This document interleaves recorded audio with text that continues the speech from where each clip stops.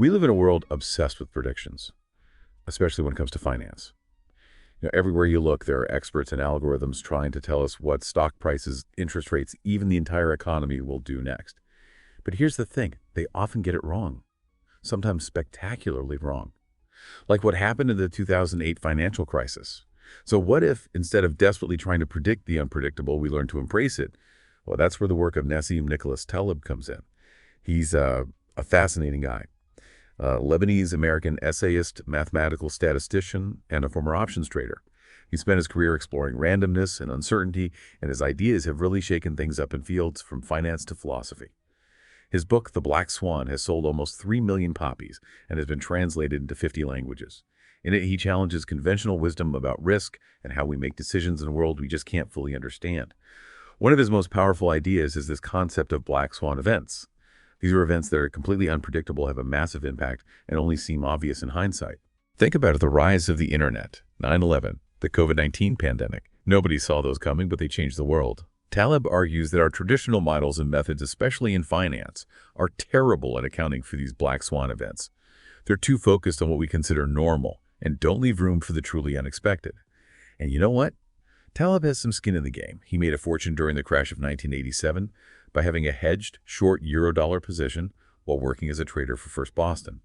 And he continued his success through the dot-com bubble burst in 2000 when his hedge fund, Empirica Capital, saw a 56.86% return. After closing that fund, he joined up with his former partner at Universa Investments and saw their funds return between 65% and 115% in October of 2008. But he's not afraid to critique the very systems he's profited from. He's been particularly critical of the Black-Scholes-Merton formula, that mathematical model that's widely used to price options.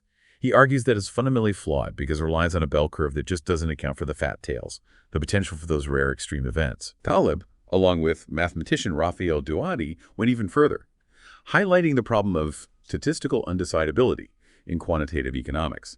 They argue that statistics as a field is fundamentally incomplete because it simply can't predict the risk of truly rare events. And the rarer those events are, the bigger the problem becomes.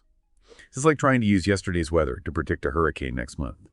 So if traditional models are so flawed, how should we approach risk and decision-making in a world where black swans are practically inevitable? Well, Taleb has an answer for that, too. Become anti-fragile. Anti-fragile. What does that even mean? It's more than just being resilient or tough. Resilient things can withstand shocks and stay the same, but anti-fragile things actually benefit from shocks and become stronger. Taleb uses the example of the mythical hydra, the one where if you cut off one head, 2 more grow back. The hydra doesn't just resist the blow, it actually gets stronger from it. Pretty cool, right? So how do we apply this idea of anti-fragility to our lives? One way, according to Taleb, is to use a barbell strategy, especially in finance. This means putting most of your money in extremely safe investments, like treasury bills, and a small portion in highly risky but potentially very profitable ventures. Think of it as a balanced approach to risk. You limit your downside by having a solid base of security, but you also have the potential for big wins if those riskier bets pay off. But here's where it gets really interesting. Antifragility isn't just about finance. It can be applied to many areas of life. For example, in his book Antifragile, Taleb talks about the benefits of a varied diet. He points out that our ancestors didn't have access to perfectly balanced meals every day.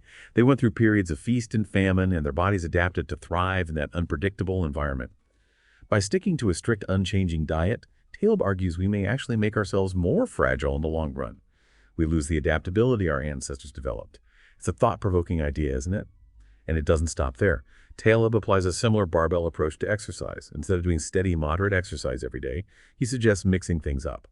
Walk slowly most of the time, but occasionally push yourself with bursts of extreme effort. Why? Because according to Taleb, our bodies evolved to live in a random environment with a mix of unexpected but intense efforts and plenty of rest. This kind of varied exercise routine could actually make us more adaptable and resilient. These are just a few examples of how Taleb's ideas can be applied in practical ways. He encourages us to think differently about risk uncertainty and how we can not just survive, but thrive in a world that's constantly throwing us curveballs. Now, Taleb isn't afraid to challenge conventional wisdom.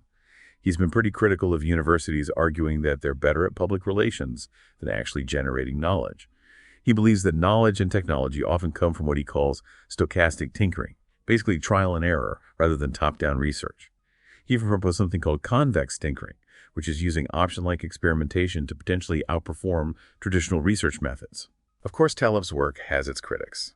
Some statisticians and economists take issue with his style and his willingness to dismiss established theories, but even his detractors admit that he's raised important questions about how we understand risk and uncertainty. And his ideas have resonated with a lot of people, earning him a spot on the Forbes magazine list of most influential management gurus in 2009 and on the Bloomberg 50 most influential people in global finance in 2011.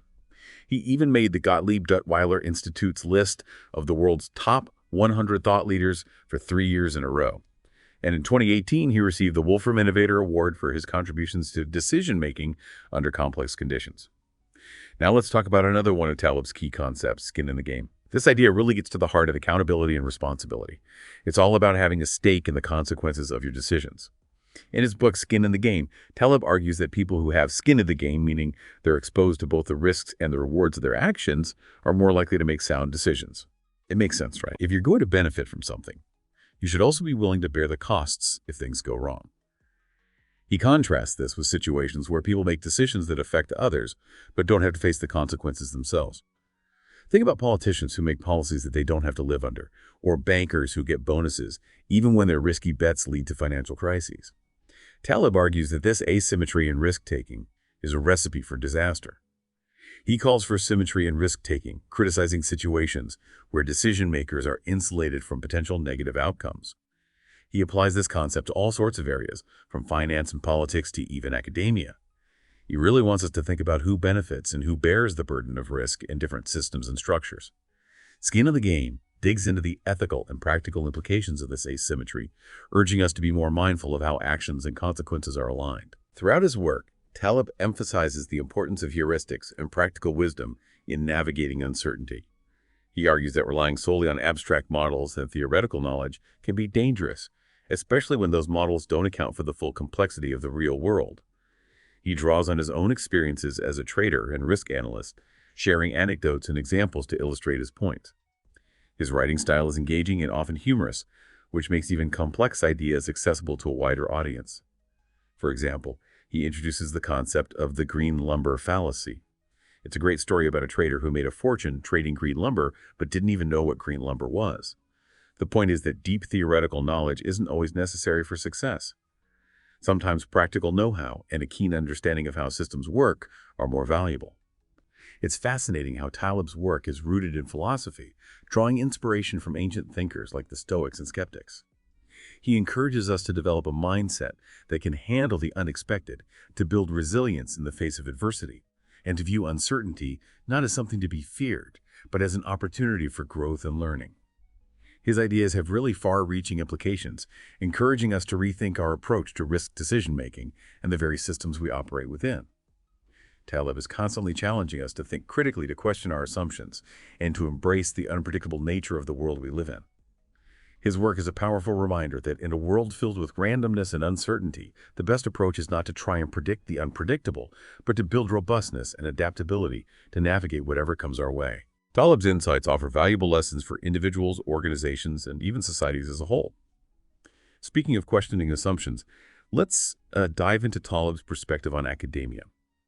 He's been pretty outspoken about what he sees as a disconnect between academic theory and the messy reality of the real world. He's particularly critical of economics and finance, arguing that many academics in those fields rely on models that oversimplify things, to the point of being useless or even dangerous. It's like they're trying to fit a square peg into a round hole, and then they're surprised when it doesn't work. Taleb also calls out what he calls the intellectual yet idiot phenomenon. These are people who have all the degrees and credentials, but they lack practical wisdom and common sense. They might excel in a theoretical world, but they struggle to navigate the complexities and uncertainties of real life. He believes that the academic system often rewards abstract theorizing over real-world experience. And this can lead to some pretty bad decisions. It's like they're living in an ivory tower, disconnected from the consequences of their ideas. Taleb has even called for the Nobel Prize in Economics to be discontinued. He argues that economic theories can have devastating real-world consequences when they're applied, without considering the full range of possible outcomes. And he thinks the prize gives a false sense of certainty and authority to ideas that are often based on flawed assumptions. He extends his critique to the way knowledge is produced and disseminated within academia. He argues that the traditional peer review process can stifle innovation, and that universities are often more concerned with prestige and reputation than with generating truly useful knowledge. It's like they're more focused on protecting their turf than on actually pushing the boundaries of human understanding. Instead of this top-down approach, Taleb advocates for more decentralized and experimental ways of creating knowledge. He thinks that allowing individuals to experiment and tinker, to take risks and learn from their mistakes, is more likely to lead to breakthroughs. It's like he's saying, let's get our hands dirty and see what happens.